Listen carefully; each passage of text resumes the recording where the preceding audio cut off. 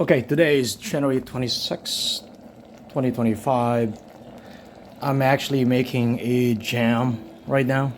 So it's a combination of strawberry, red grapes, mango, and red apple. Okay, after I blend it, okay, so I'm trying to how do you say this? Remove the water from the jam. So this is going to be a less than 10 minutes jam that I created. Okay, so I'm going to use it for my bread. Okay, this is less than 10 minutes jam. Okay, all right, right now I'm reducing the water, removing the water from the fruits, and I have the maple syrup and brown sugar added to this.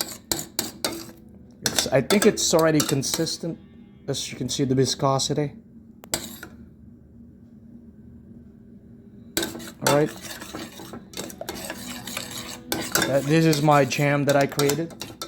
It's only a small portion. That's why I call it less than 10 minutes making the jam. So what I did, I had the frozen fruits and then I blended them, I pureed them, and then I heat them up.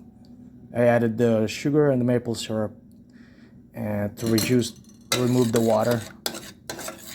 Alright, this is my jam right here. A homemade jam. Okay. Alright, it's a mixed fruit jam. Alright.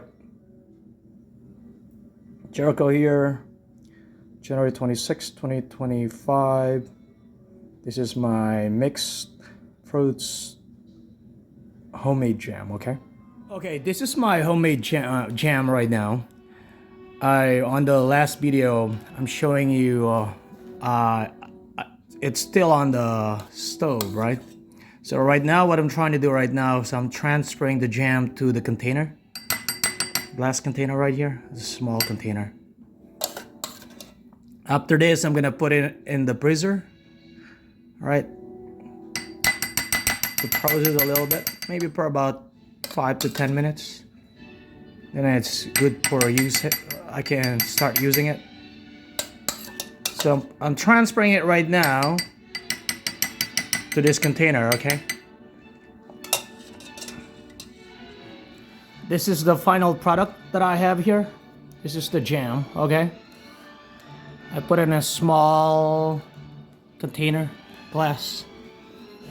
All right, this is my mixed fruits homemade jam. Made it for less than 10 minutes. All right,